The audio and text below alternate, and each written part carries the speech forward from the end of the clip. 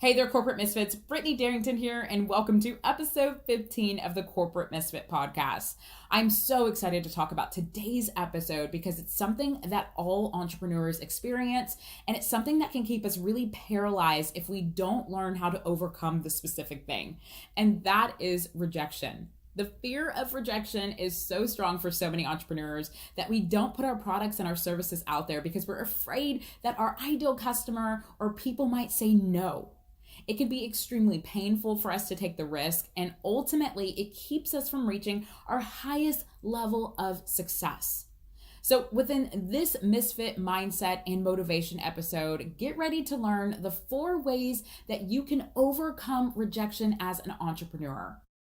You're listening to the Corporate Misfit podcast with Brittany Darrington, where female entrepreneurs can get powerful tips and advice on how to start, launch, and grow their business. So I have been an entrepreneur now for almost more than a decade, and one of the things that I have experienced each and every day that I have put myself out there is rejection. And rejection can be extremely scary and intimidating because we are nervous because we don't know what our clients might say about our products or services, or we don't know what our clients might say about our emails that we send out, or the blogs that we write, or the podcasts that we make, or the Facebook Lives that we do. And ultimately, it can really hold us back from reaching our highest level of success. I work with so many amazing female entrepreneurs, and one of the things I see often is that sometimes we give a watered down version of who we are because we're afraid of what others might say, and we're afraid of if they say no, how that's going to affect us. So instead of us giving it our all and putting ourselves fully out there, we hold back and we give what we believe our customers need or what we believe will be accepted by others, so we don't have to have the feeling of rejection. So I really want to talk about this because, again, rejection can really keep you from owning your power and really mastering your success. And if you don't know how to overcome it, then ultimately you are going to be cheating the world on your unique gifts, and you're not going to be able to serve your clients and your audience in the most highest capacity as possible. So this episode is really brought to you through my own experience of rejection, and also one of my favorite books that I read a couple of years ago called Rejection Proof by Jia Zhang, where he talks about how to beat fear and become invincible through his 100-day challenge of rejection. So let's talk about rejection and why so many of us are really afraid of it. So to overcome rejection, we must first know what rejection is. And rejection is dismissing or refusing of a proposal, an idea, or whatever it is that you might put out into the world. So here are 4 ways that you can overcome your fear of rejection and claim your power and really master your success. The first thing that we need to do is name our fears. I want you to acknowledge what's really going on inside. I want you to pull out a pen and a piece of paper, and I want you to write down all the things that you are avoiding because you're afraid of being rejected. And I want you to go even deeper, and I want you to add to your list, and I want you to write down all the things you're afraid of someone saying no to. These are all the things you don't ask for, you won't ask for, and maybe you don't even acknowledge you truly want because you're so afraid of the rejection side of things. So for example, if you are looking to have a new romance, you have to be willing to either ask someone out on a date, put yourself out there, create that dating profile, mention to your friends that you are interested in dating and you're looking to meet someone. And you also have that possibility of people saying no. Now, you might also be looking to raise your rates, and this is something that a lot of entrepreneurs really fear, especially if they maybe price their product or service too low or even too high in the very beginning, and so they're fearful of rejection and what their customers might say. If they raise their rates, they're afraid that their customers might say, whoa, I don't want to work with you anymore. And if they lower their price, they're afraid that their customers might say, ooh, this is too cheap, or what's wrong with the product or service since you've lowered the price? And so that fear of rejection can really hinder us as entrepreneurs because it can keep us from doing what it is that we really need to do in order to succeed in our business. So I want you to really be honest with yourself and write down the things that you're avoiding because of rejection. And it will help you to look at rejection in a different way because you won't be surprised if someone does say no. So once you're able to look at it, acknowledge it, and really name out your fears, it's not as scary. Now, the second thing I want you to do is I want you to face your fears and welcome rejection. So once you know what you're afraid of, the next step is really to confront those things head on. So for each of the fears that you wrote down, I want you to then create an action that would be opposite. So for example, a lot of new entrepreneurs are afraid of sales. So if that is the case, I want you to make a plan to contact at least 50 people you can talk about your products or services with in 1 week.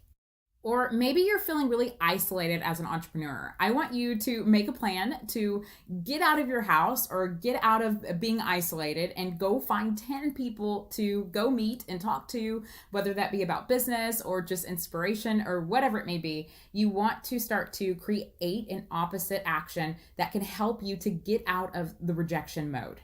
So I want you to get really creative, and I also want you to be radical with this. So if your action steps seem comfortable to you, I want you to challenge yourself to get out of your comfort zone and really become bold. So new results really demand new action. Now that you've got a plan, it's now time for you to get uncomfortable, which is step number 3. I want you to get uncomfortable every single day.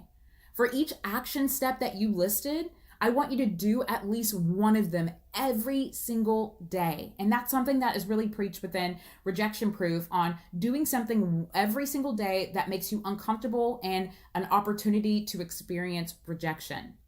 It will be massively uncomfortable. And also, I will tell you, you will start to have moments where you're going to even doubt what you're doing. You're going to have all these voices come in your head, but I want you to practice this so then you can get to a place to where you can feel comfortable with rejection. I remember when I started practicing rejection and I was creating all of these different activities that I could do that ultimately put me in a really uncomfortable situation. I would go into an elevator and I would face everyone and look them in the eyes while I was on the elevator.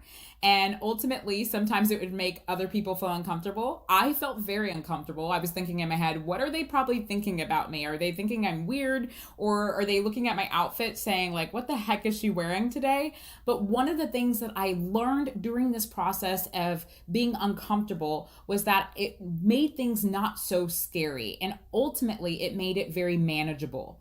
And what I have found through some of the challenges and the activities that I have done to help practice overcoming rejection is that when you practice it and you practice being uncomfortable, then when your body goes into fight, flight, or freeze mode, you now know how to become the driver of your fear and learn how to control it.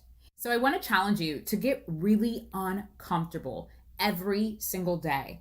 And if you could do this for at least 100 days, just like the Rejection Proof Challenge, I promise you, you are going to learn how to accept rejection, and ultimately, you won't be so afraid of it. So then when someone tells you no, that they don't want to buy your product or your service, you don't take it so personally and you learn how to move on.